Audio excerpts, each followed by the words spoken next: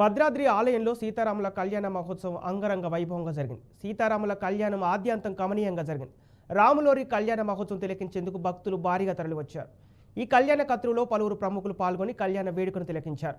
శ్రీరాముని కళ్యాణ మహోత్సవంలో జస్టిస్ పిఎస్ నరసింహ, భారత సర్వోన్నత న్యాయస్థానం న్యాయమూర్తి జస్టిస్ నాగేష్ భీమపాక, తెలంగాణ హైకోర్టు న్యాయమూర్తులు ఐజీ రంగనాథ్, దేవాదాయ శాఖ ముఖ్య అధికారిని శైలజ అయ్యర్, మంత్రులు పొంగులేటి, బట్టి, కొండా సురేఖ పాల్గొన్నారు. ఆంధ్రప్రదేశ్ ఎన్టీఆర్ డిస్ట్రిక్ట్ నందిగామ నుంచి వచ్చాము మేము. ఇక్కడ భక్తులకి అన్ని ఏర్పాట్లు బాగా సవ్యంగా జరుగుతున్నాయి. అన్ని మజ్జిగ ప్యాకెట్లు, మంచినీళ్ళ ప్యాకెట్లు సకాలంలో అందిస్తున్నారు. ఏర్పాట్లు అన్నీ బాగున్నాయి.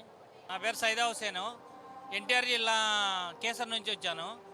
ఇక్కడ ఏర్పాట్లు చూస్తుంటే చాలా కనువిందుగాను సహాయ సహకారాలు, మధ్య కానీ మంచినీళ్ళు కానీ భోజనాలు కానీ చలువ పందిళ్ళు వేసి చాలా ఉల్లాసంగా ఉత్సాహంగా, అంటే మన ప్రేక్షకులందరూ భక్తులు ఎంతో ఉత్సాహంతో ఈ కళ్యాణాన్ని మేము ప్రతి సంవత్సరం 7 సంవత్సరాల నుంచి వస్తున్నాను నేను.